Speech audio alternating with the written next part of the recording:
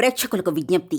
ఈ కార్యక్రమంలోని ప్రతి అంశం విషయ పరిజ్ఞానం కోసమే, ఎవరిని ఉద్దేశించినవి కావు. ఇందులో సూచనలు, సలహాలు కేవలం పాల్గొన్న వారి వ్యక్తిగత అభిప్రాయాలు మాత్రమే. ప్రేక్షకులు విజ్ఞతతో గ్రహించి వారి సూచనలు పాటించడమా లేదా అన్నది మీ వ్యక్తిగత నిర్ణయం. ఇందులో ఏ విధమైనటువంటి వ్యక్తిగత ఫలితాలకు గాని, వ్యక్తిగత లావాదేవీలకు గాని ఛానల్ యాజమాన్యానికి, సిబ్బందికి ఏ విధమైన సంబంధము, బాధ్యత లేదు. ప్రేక్షకులు గమనించగలరు. ధన్యవాదములు.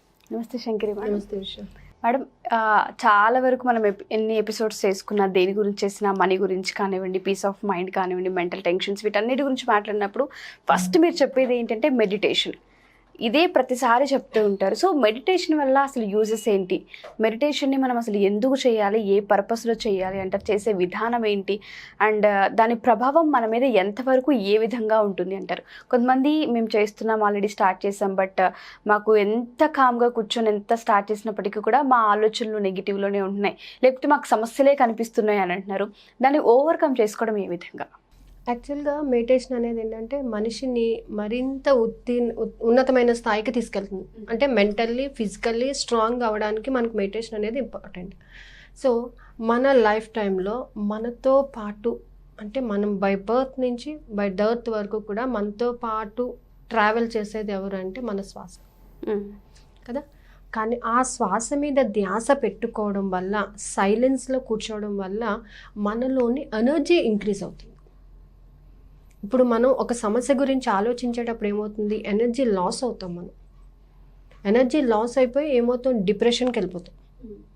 సో మనం సమస్య తీర్చాలి అని అంటే మనలోకి ఏం కావాలి, పవర్ కావాలి, ఎనర్జీ కావాలి. ఎనర్జీని పెంచుకోవాలి మనం ఎప్పటికప్పుడు, ఎనర్జీని రీజనరేట్ చేసుకుంటూ ఉండాలి. సో ఈ ఎనర్జీని రీజనరేట్ చేసుకోవాలంటే ఏం చేయాలి, మనం ఏదో ఇంత ఫుడ్ తినేస్తే సరిపోదు కదా. ఫుడ్ తినడం వల్ల హెల్త్ పరంగా బాగానే ఉంటుంది, కానీ మన మైండ్ని ఎలా రీజనరేట్ చేయాలి, మనం రీఛార్జ్ చేయాలి కదా. మనం దానికి కాసేపు రెస్ట్ ఇవ్వాలి కదా. సో డైలీ కూడా మీకు ఎంత పని ఉన్నా కానీ మీరు పడుకునే ముందు ఒక్క 45 minutes or 50 minutes or 1 hour according to your timings meditation చేసినట్లయితే ఏమవుతుందంటే మీ బాడీ రీఛార్జ్ అవుతుంది, మీ బ్రెయిన్ రీఛార్జ్ అవుతుంది, మీ మనసు చాలా ఉల్లాసంగా ఉంటుందన్నమాట. అంటే అలా ఉల్లాసంగా ఉండబట్టి ఏమవుతుందంటే మీరు మార్నింగ్ నుంచి చేసిన వర్క్ అంతా కూడా, వచ్చిన నర్వస్నెస్ అంతా కూడా తగ్గిపోయి మళ్ళీ మార్నింగ్కి ఫ్రెష్గా తయారవుతారు. ఈ మెడిటేషన్ చేయడానికి కూడా కొన్ని పద్ధతులు అనేవి ఉన్నాయి. రోజు ఒక్కటే ప్లేస్లో కూర్చొని చేయాలి. ఎనర్జీ బాగా జనరేట్ అవుతుంది అనమాట. ఆ జనరేట్ అయినటువంటి ఎనర్జీ మీలోని శక్తిని నింపుతుంది. మీరు కూర్చుని ఆ మెడిటేషన్ అంటే కామ్గా కూర్చోమన్నారు కదా అని మైండ్లో ఏవేవో ఆలోచనలు కాదు, కేవలం మీ శ్వాస మీద మాత్రమే ధ్యాస పెట్టి మీరు చేసినట్లయితే, దాంతోపాటుగా మాకు చాలా ఆలోచనలు వచ్చేస్తున్నాయండి అని అంటే, ఇంతకుముందు ఎపిసోడ్లో నేను మీకు చెప్పాను, ఓంకారాన్ని స్మరించండి అన్నది. మన ఓంకారానికి చాలా శక్తి ఉందన్నమాట. ఆ ఓంకారం మీరు స్మరించడం వల్ల ఏమవుతుందంటే, ఒక్కొక్క ఓంకారానికి 32 seconds పడుతుందండి. ఈ 32 secondsలో మనలో ఉన్న స్ట్రెస్ అంతా కూడా బయటకు వచ్చేస్తుంది. అసలు ఓంకారాన్ని స్పెల్ చేసేటప్పుడు మనకి శ్రీచక్రం అనేది ఫామ్ అవుతుంది. మిగతా సౌండ్స్ అంటే సౌండ్స్ ఫామ్ అయ్యేటప్పుడు ఒక దాని మీద మనము దాన్ని రిఫ్లెక్ట్ చేసినట్లయితే మనకి డిఫరెంట్ పిక్చర్స్ వస్తాయన్నమాట. అలాగే మనం ఓంకారం పెట్టినప్పుడు మాత్రం శ్రీచక్రం అనేది వచ్చిందనమాట. శ్రీచక్రం అనేది ఏంటంటే అమ్మవారికి నిదర్శనం అది. అలాగే మనం ఓంకారం చెప్పేటప్పుడు మీరు ఏ దేవుడు నేము పెట్టినా కానీ, ఏం చేసినా కానీ ఫస్ట్ ఓం అనేది పెడుతుంటారు. ఈ ఓంకారం చెప్పడం వల్ల మనలో ఉన్న స్ట్రెస్ చాలా తగ్గిపోతుందండి. మేము మెడిటేషన్ చేయలేకపోతున్నామండి, కానీ ఎలాగానంటే మీకు మెడిటేషన్ చేసే టైము మీరు సెట్ చేసుకునే వరకు ఓంకారాన్ని చెప్తూ ఉండండి. అలా చెప్పడం వల్ల ఏమవుతుందంటే మీలో ఉన్నటువంటి భయాలు, సరికాని భయాలు అన్నమాట, అనవసరపు భయాలన్నీ కూడా ఏమవుతాయంటే నెమ్మదిగా వెళ్ళిపోతాయి. మనసు ప్రశాంతత అవుతుందన్నమాట. దాంతోపాటు హెల్త్ కూడా మంచిగా ఇంప్రూవ్ అవుతుంది. రోజు ఒకటే టైం పెట్టుకొని, ఒక ప్లేస్ పెట్టుకొని చేయండి. నెక్స్ట్ ఏంటంటే, కొంతమంది డే టైం కూడా టైం దొరుకుతుంది.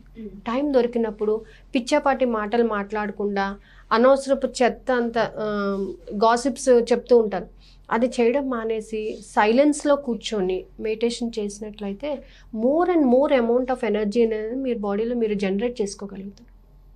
ఆ ఎనర్జీ మీకు ఫ్యూచర్లో చాలా, ఫ్యూచర్ అంటే మీరు నెక్స్ట్ చేసే పనికి మీకు ఉపయోగపడుతుంది. అలాగే మీకు ఒక పని మీరు చేసినప్పుడు నాకు ఇది జరగట్లేదండి, అని మీరు మీలో మీరు బాధపడే బదులు ఒకసారి మెడిటేషన్లో కూర్చుని నాకు ఈ పని ఎందుకు జరగట్లేదు అని మీలో మీరు మీ అంతరంగంతో మీరు మాట్లాడుకోండి, సొల్యూషన్ ఖచ్చితంగా వస్తుంది. మీ అంతర్గతంలోనే మీ యొక్క సొల్యూషన్స్ ఉంటాయి. ఇప్పుడు మనం ఒక పని చేసామంటే ఆ పనికి కర్త కర్మ క్రియ మనమే కదా. సో ఆ పని వల్ల మనకు ఒక డిస్టర్బెన్స్ వస్తుంది అని అంటే ఎక్కడ మిస్టేక్ చేసాము, ఏం చేసాం మనము అనేది మిమ్మల్ని మీరు టెస్ట్ చేసుకొని మిమ్మల్ని మీరు రీజనరేట్ చేసుకోవడానికి మెడిటేషన్ అనేది చాలా ఉపయోగపడుతుంది. So regular practice of meditation will make you to reach your goals as soon as possible. మన గోల్ని రీచ్ అవ్వడానికి కూడా ఈ మెడిటేషన్లో మనం చక్కగా విజువలైజ్ చేసుకోవచ్చు. మనకి ఏం కావాలో దానిని విజువలైజ్ చేసుకోవచ్చు. అలా చేసుకోవడం వల్ల కూడా మన గోల్ని మనం రీచ్ అవ్వడానికి చాలా ఆస్కారాలు ఉంటాయి. హెల్త్ బాగుంటుంది, మంచి నిద్ర పడుతుంది, చాలా ప్రశాంతమైన వాతావరణం ఉంటుందన్నమాట. సో ప్రాక్టీస్ చేయండి మార్నింగ్ అండ్ నైట్. పొద్దున్న లేవగానే నిన్న నైట్ అంతా ఎనర్జీ అంతా చక్కగా మళ్ళీ రీజనరేట్ చేసుకున్నారు. మార్నింగ్ వర్క్ చేసుకోవడానికి మళ్ళీ రీజనరేట్ చేసుకుంటున్నారు. మైండ్లోకి పాజిటివ్ థాట్స్ని పంపిస్తున్నారు అనమాట. ఆ పంపించినప్పుడు ఏమవుతుందంటే ఎనర్జీ బాగా రెట్టింపు అవుతుంది అనమాట. మీకు ఏం కావాలంటే అది పొందుతారు. అది ఈవెన్ డబ్బు కానివ్వండి, హెల్త్ కానీ, రిలేషన్స్ కానివ్వండి, ఏదైనా కావచ్చు. సో మనం ఇచ్చే ఎఫర్మేషన్ బట్టి మన బ్రెయిన్ మనకి వర్క్ చేస్తుంది, సపోర్ట్ ఇస్తుంది అన్నమాట. So meditation is very very important. ప్రతి ఒక్కరు చేసుకోవాలి.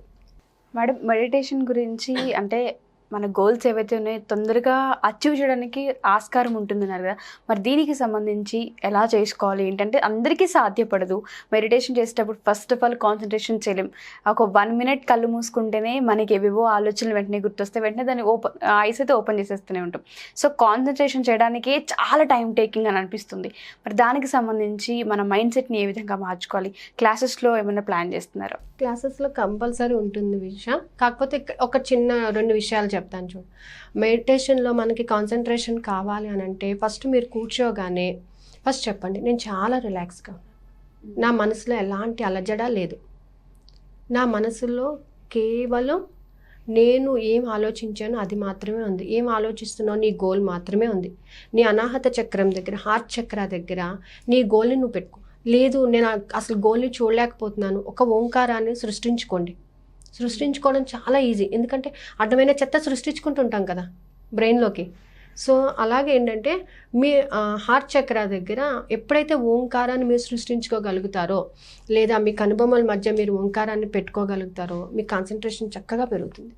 అంతేకాదు మీ కాన్సన్ట్రేషన్ లెవెల్స్ పెరుగుతాయి, హెల్త్ బాగుంటుంది. మనము 2 days 3 days భోజనం చేయకుండా ఉన్నామనుకోండి, మనకేమవుతుంది? దానివైపే మన మనసు దాని మీద వెళ్ళిపోతుంది. ప్లస్ ఏంటంటే గ్లూకోజ్ లెవెల్స్ డౌన్ అయిపోతాయి ఇప్పుడున్న హెల్త్ పరంగా. కానీ మెడిటేషన్ చేయడం వల్ల 1 day అంతా భోజనం చేయకుండా ఉండొచ్చు. మనం కేవలం గాలి తీసుకొని, అంటే నేను చాలా హెల్తీగా ఉన్నాను అనేటటువంటి పాజిటివ్ థింకింగ్ దానికి ఇచ్చేసి మన ధ్యాస అంతా కూడా మన శ్వాస మీద పెట్టడం వల్ల ఎలాంటి ఎనర్జీ డౌన్ అవ్వదు అనమాట. హెల్త్ పరంగా చాలా ఇంప్రూవ్ అవ్వచ్చు మనం. చాలామంది నేను చెప్తున్నాను కదా, నేను మెడిటేషన్ చేసిన తర్వాత నాకున్నటువంటి వెరికోస్ వైన్స్ని నేను ఎరాడికేట్ చేసుకున్నాను. అంటే 60% ఆఫ్ వెరికోస్ వైన్స్ మీద నేను చాలా సఫర్ అయ్యేదాన్ని. పాస్ట్ 15 years నుంచి నాకు ఉన్నది. ఈ 15 years నుంచి ఉన్నది నేను మెడిటేషన్ చేసిన తర్వాత ఇప్పుడు దాంట్లో 60% పెయిన్ అనేది నేను ఎరాడికేట్ అయిపోయింది. నాకు ఇంకా కొంచెం ఉందన్నమాట. ఆ కొంచెం కూడా నేను మెడిటేషన్లో చేసుకోగలను అనేటటువంటి కాన్ఫిడెన్స్ నాకుంది. దీనివల్ల మనం చాలా హెల్త్ ఇష్యూస్ని చక్కగా చేసుకోవచ్చు, రిలేషన్స్ డెవలప్ చేసుకోవచ్చు, మనీని అట్రాక్ట్ చేయొచ్చు, విజువలైజేషన్ కరెక్ట్గా చేసుకోవచ్చు. మెడిటేషన్ చేస్తే మాత్రం 100% రిజల్ట్ ఉంటుంది. Thank you ma'am. Thank you so much.